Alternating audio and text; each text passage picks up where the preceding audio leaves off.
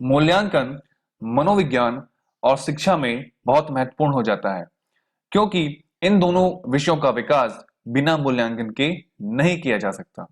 हमारी कक्षा में कौन सा छात्र सबसे अधिक होशियार है, कौन व्यक्ति स्वार्थी है, कौन सा व्यक्ति मतलबी है, ऐसे कथनों का जो आधार होता है वो मूल्यांकन ही होता है। आज की हमारी जो क्लास है, जो ये वीडियो है, वो मूल्यांकन की आवश्यकता पर है। आज हम देखेंगे कि मूल्यांकन की आवश्यकता क्या है, इसकी प्रक्रियाएं क्या हैं और इसके उद्देश्य क्या है। तो चलिए वीडियो शुरू करते हैं। जीवन जीवन की अगर बात करें तो जन्म से लेकर मृत्यु तक हम हर रूप में कहीं ना कहीं मूल्यांकन करते ही रहते हैं। यदि मानव जीवन में मूल्यांकन का विलोप हो जाए, अगर ये विलुप्त हो जाए, तो जीवन का उद्देश्य कदाचित समाप्त हो जाएगा। मूल्यांकन से विकास को वृद्धि मिलती है, क्योंकि जब आप मूल्यांकन करते हैं तो आपको त्रुटियां दिखाई देती हैं, आपको समझ में आता है कि कहां पर कमी है और किस हद तक किस क्षेत्र में हमें और ज्यादा कार्य करने की जरूरत है। मूल्यांकन विकास को बढ़ावा देता है। मूल्यांकन द्वारा ही सावधानी पूर्वक यह निर्णय लिया जा सकता है कि कौन सी वस्तु बुरी है और कौन सी अच्छी है। मूल्यांकन के द्वारा ही पता चलता है। मूल्यांकन, वैल्यू फाइंड करना, कौन सी बुरी है कौन सी अच्छी है। इसके अलावा अगर समाज के दृष्टिकोण से देखा जाए तो समाज मूल्यांकन के द्वारा ही तय करता है कि कौन सी चीज समाज के लिए अच्छी है या बुरी है। और इसके अलावा अगर हम बात करें कि जो मूल्यांकन है वो समाज और व्यक्ति दोनों को ही अपने में समाहित करता है। हमारी शिक्षा भी इन्हीं दोनों को ही महत्व देती है, एक समाज को और एक व्यक्ति को। इसलिए समाज और व्यक्ति दोनों को मूल्यांकन समाहित करता है। हमारी शिक्षा समाज और व्यक्ति के लिए ही होती है और शैक्षिक क्षेत्र में किसी बालक का मूल्यांकन करते समय उसके वातावरण तथा सामाजिक पृष्ठभूमि को पूरी तरीके से समझ लेना न केवल आवश्यक होता है बल्कि अनिवार्य भी है। इसलिए बहुत जरूरी है कि बालक का जब हम मूल्यांकन करते हैं तो हम उसके आसपास के वातावरण और उसके सामाजिक पृष्ठभूमि को ध्यान में रखें। या फिर किसी बालक को अगर बात करें, किसी बालक की बात करें कि किसी बालक को किस प्रकार की शिक्षा दी जाए, इसका निश्चय भी जो है सामाजिक पृष्ठभूमि को दिया जा सकता है। इसके अलावा पिछड़े बालक भी होते हैं जिनकी समस्या उनके वातावरण उनके समाज के अनुकूल होती है, तो उसको भी समझना पड़ता है। इसलिए बहुत जरूरी है कि हम वातावरण और समाज का जो है उनके ज्ञान प्राप्त करें। यानी कि हम जब समाज और वातावरण का ज्ञान प्राप्त कर लेंगे तो बालकों की समस्या दूर कर सकते हैं। किसी विषय वस्तु की अगर हम बात करें, किसी विषय वस्तु की अगर हम बात करें तो किसी विषय वस्तु की उपयोगिता का निर्णय मूल्यांकन की निर्णयात्मक प्रक्रिया द्वारा लिया जा सकता है। मतलब कोई अगर सब्जेक्ट है आपके सामने और आप अगर उस पर डिसीजन लेने जाते हैं कि आपके लिए सही है कि नहीं है, तो आप पहले उसका मूल्यांकन करते हैं। आप पहले उसका मूल्यांकन करते हैं। महाभारत में एक कथा आती है, जब कौरव और पांडव द्रोणाचार्य के पास से शिक्षा लेकर वापस आते हैं तो उन्हें अपना कौशल दिखाना पड़ता है। कौशल क्यों दिखा गया, कौशल क्यों दिखा जाता है? ताकि ये पता चल जाए कि पांडव और कौरव ने अपने गुरु से क्या सीखा है। मतलब कहीं ना कहीं उस रंगभूमि में भी मूल्यांकन हो रहा था पांडव और कौरवों का, कि उन्होंने कितना कुछ अपने गुरु से सीखा है। साथ ही साथ यहाँ पर सिर्फ बल के कौशल की बात नहीं थी, यहाँ पर ज्ञान की बात भी थी कि उन्होंने ज्ञान भी कितना अर्जित किया है, यह देखने को मिलता है। इसके अलावा अगर बात करें मूल्यांकन प्रक्रिया की, तो एनसीईआरटी की जो बुक है कॉन्सेप्ट ऑफ इवैल्यूएशन नामक एक किताब है, एक पुस्तक है, और उससे मूल्यांकन की प्रक्रिया से हमें 3 बातों का पता चलता है। पहला, ये उद्देश्य, हमने अपने उद्देश्य को किस हद तक प्राप्त किया है, किस हद तक, किस सीमा तक प्राप्त किया है। दूसरा, कक्षा में दिए जाने वाले शिक्षण निर्देश कितने प्रभावकारी, मतलब जो टीचर पढ़ा रहा है, वो जो निर्देश दे रहा है बच्चों को, वो प्रभावकारी हैं या नहीं। तो पहला क्या होता है, ऑब्जेक्ट यानी कि उद्देश्य, उद्देश्य हमने प्राप्त किया कि नहीं किया। दूसरा, निर्देश कि जो टीचर निर्देश दे रहा है वो कितने प्रभावकारी हैं। और उसके बाद शैक्षिक उद्देश्य की पूर्ति हुई है कि नहीं हुई है, जिस उद्देश्य के लिए शिक्षा दी जा रही थी वो उद्देश्य की प्राप्ति हुई अथवा नहीं। अगर बात करें इस तथ्यों की, तो इन तथ्यों से मिलाकर एक पूरा का पूरा मूल्यांकन चक्र बनता है।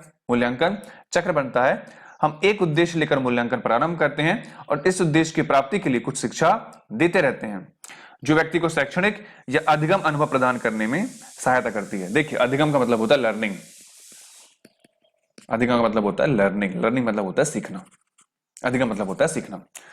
यहां पर बहुत जरूरी है कि जब आप किसी बालक को शिक्षा देते हैं तो उसका अधिगम अनुभव बढ़ता रहे, यानी कि उसकी सीखने की जो प्रक्रिया है, जो प्रयास है वो, और जो एक्सपीरियंस है वो उसका बढ़ता रहे। इसके अलावा अगला टॉपिक हमारा है मूल्यांकन प्रक्रिया। अभी मैंने हाल में देखा अपनी कि मूल्यांकन प्रक्रिया के 3 चरण हैं: उद्देश्य, अधिगम अनुभव और मूल्यांकन के उपकरण। जैसे कि पहले उल्लेख किया जा चुका है कि मूल्यांकन प्रक्रिया में 3 मुख्य चरण हैं: उद्देश्य, अधिगम अनुभव और मूल्यांकन के उपकरण। लेकिन अगर बात करें कि कुछ चीजें और जो है, जब हम किसी और क्षेत्र की बात करते हैं तो कुछ लोग व्यवहार परिवर्तन को भी मूल्यांकन प्रक्रिया में शामिल करते हैं। तो जितने भी पॉसिबल प्रक्रियाएं हैं, जो भी चरण हम देखते हैं मूल्यांकन प्रक्रिया के, ये मैंने लिखा हुआ है। तो सबसे पहला आता है मूल्यांकन प्रक्रिया में उद्देश्य का निर्धारण एवं परिभाषीकरण। ये परिभाषीकरण, माफ करिएगा, परिभाषीकरण। उद्देश्य, सबसे पहले आपको क्या बनाना है? ऑब्जेक्ट यानी कि उद्देश्य बनाना है, गोल बनाना है और उसको परिभाषित करना है, उसको डिफाइन करना है। जैसे मान लीजिए कि कोई बालक है, बालक की सामाजिक स्थिति है, उसका कोई विषय वस्तु है, तो बालक की सामाजिक स्थिति और उसके विषय वस्तु की प्रकृति तथा शैक्षिक स्तर को, बहुत सारी चीजों पर ध्यान देना होता है। बालक की सामाजिक स्थिति, विषय वस्तु की जो प्रकृति है वो, और उसके शैक्षिक स्तर को ध्यान में रखकर उद्देश्य बनाया जाता है। कोई बालक है तो उसका वातावरण आसपास, उसकी शैक्षणिक स्थिति क्या है, उसका विषय वस्तु क्या है, कंटेंट क्या है उसके पास, ये सबको ध्यान में रखकर हमें उद्देश्य बनाना होता है।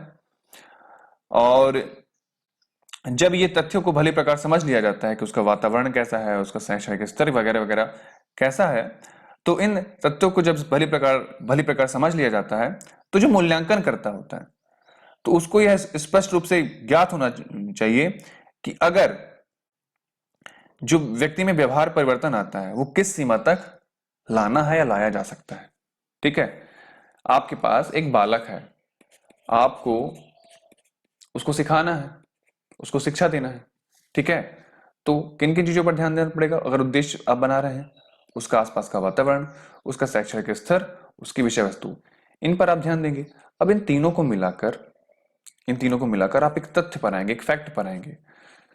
तो जो मूल्यांकन करता है, जो इस बालक का मूल्यांकन कर रहा है, तो उनको इन तीनों बातों का ध्यान रखना पड़ेगा। पहली चीज तो जो मूल्यांकन करता है उनको इन तीनों बातों का ध्यान रखना पड़ेगा। उन तीनों बातों को ध्यान में रखकर अब मूल्यांकनकर्ता को यह प्रयास करना पड़ेगा कि इस बालक के जीवन में कितना और व्यवहार परिवर्तन लाया जाना जरूरी है, लाया जा सकता है।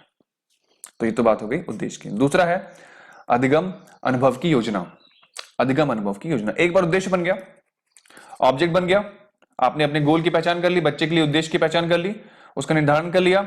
अब आपको उसके अधिगम अनुभव की ओर ध्यान देना चाहिए। मतलब अब उसकी लर्निंग प्रोसेस पर ध्यान देना चाहिए, उसके सीखने की प्रक्रिया पर ध्यान देना चाहिए कि उसका अधिगम अनुभव कैसे बढ़े, उसका सीखने का जो अनुभव है, एक्सपीरियंस है, वो कैसे बढ़े। अधिगम अनुभव से तात्पर्य एक ऐसी परिस्थिति का निर्माण करना होता है जिसमें बालक वांछित क्रिया कर सके, जो आप करवाना चाहते हैं उससे, मतलब जो उद्देश्य आपने दिया है उस उद्देश्य के अनुरूप वो कार्य कर सके।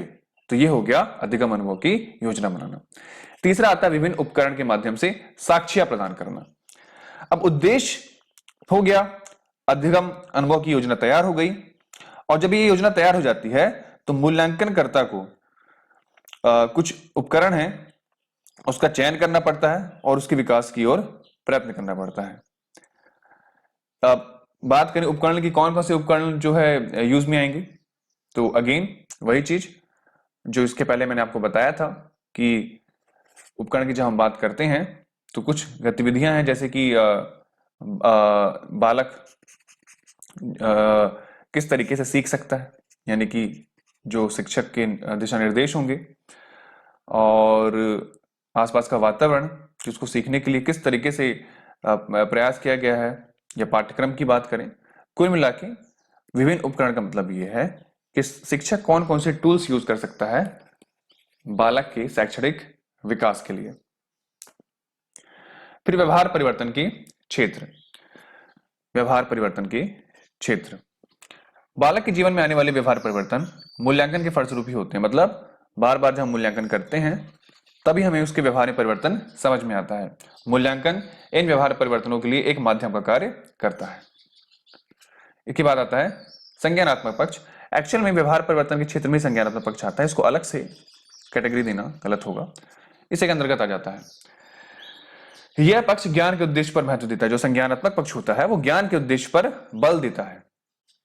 विशेष प्रकार के तथ्यों का ज्ञान होना चाहिए, विशेष तथ्यों को का ज्ञान कराने के लिए विशेष विधियों का भी ज्ञान होना चाहिए। फिर कई प्रकार की मान्यताओं और परंपराओं का ज्ञान होना चाहिए, मापदंडों का ज्ञान होना चाहिए। तो ये सब कुछ इसमें आता है। फिर बात करें मूल्यांकन के उद्देश्य। शिक्षा के विस्तृत उद्देश्य को स्पष्ट करना। देखिए, जब मूल्यांकन की बात करते हैं तो मूल्यांकन क्यों किया जाता है? ताकि जो बालक शिक्षा ग्रहण कर रहा है, तो उस शिक्षा अगर ग्रहण कर रहा है तो उसका कुछ उद्देश्य होगा, तो उस उद्देश्य की प्राप्ति के लिए हम उसका मूल्यांकन करते हैं। जैसे मान लीजिए कोई नीट की तैयारी कर रहा है, उसको आप शिक्षा दे रहे हैं कि इसकी नीट की या आईआईटी जेईई निकालने के लिए दे रहे हैं, या खुद आप एमपीटीटी की बात करें, आप तैयारी कर रहे हैं, तो ये शिक्षा आपका उद्देश्य है। अब समय समय पर आप जब मूल्यांकन करते हैं, मतलब आप जब अपना टेस्ट करते हैं, तो इससे आपको पता चल जाता है कि आप अपने उद्देश्य की प्राप्ति के लिए कितना दूर तक पहुंच पाए। यानी कि शिक्षा के विस्तृत उद्देश्य को वो स्पष्ट कर रहा है कि जो उद्देश्य आप प्राप्त करना चाहते हैं उसमें आप आगे बढ़ रहे हैं अथवा नहीं, वो मूल्यांकन से ही पता चलता है। दूसरा, पाठ्यक्रम में आवश्यक संशोधन करना। जब बात करते हैं शिक्षा की, बालक की शिक्षा की, तो शिक्षा जब हम मूल्यांकन करते हैं तब हमको समझ में आता है कि पाठ्यक्रम में आवश्यक संशोधन की जरूरत है अथवा नहीं, कहीं किसी प्रकार के परिवर्तन की जरूरत है कि नहीं है। आप एक फिक्स सिलेबस लेकर नहीं चल सकते हो। समय के साथ आपको और बालक के अधिगम अनुभव के आधार पर आपको सिलेबस बदलना पड़ेगा। इसके अलावा निर्देशन व परामर्श हेतु उचित आधार प्रदान करना। चौथा, परीक्षा प्रणाली में सुधार। परीक्षा प्रणाली में सुधार कई बार क्या होता है कि बहुत पेचीदा हो जाती है परीक्षा प्रणाली, तो उसमें आप कितना सुधार कर सकते हैं। परीक्षा जो हम निर्माण करते हैं तो उसमें कितना सुधार किया जा सकता है। और परीक्षा प्रणाली का मतलब ये है कि आप क्वेश्चन किस तरीके से देते हैं। ऑब्जेक्टिव टाइप आप ज्यादा देते हैं कि 1 लाइन वाले ज्यादा देते हैं, 1 लाइन फैक्ट वाले ज्यादा देते हैं, या 2 नंबर के देते हैं, 3 नंबर के देते हैं। ये परीक्षा प्रणाली में सुधार है।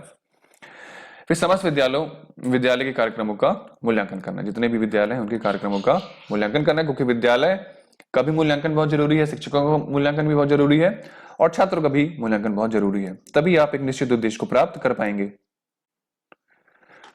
इसके अलावा बालकों के व्यवहार संबंधी परिवर्तनों की जांच।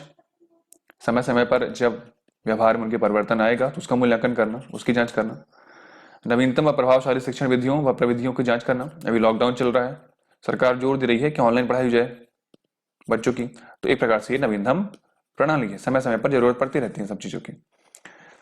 बालकों की अधिगम कठिनाइयों का पता लगाना, उनको सीखने में क्या दिक्कत हो रही है इसका पता लगाना। तो ये था हमारा आज का वीडियो।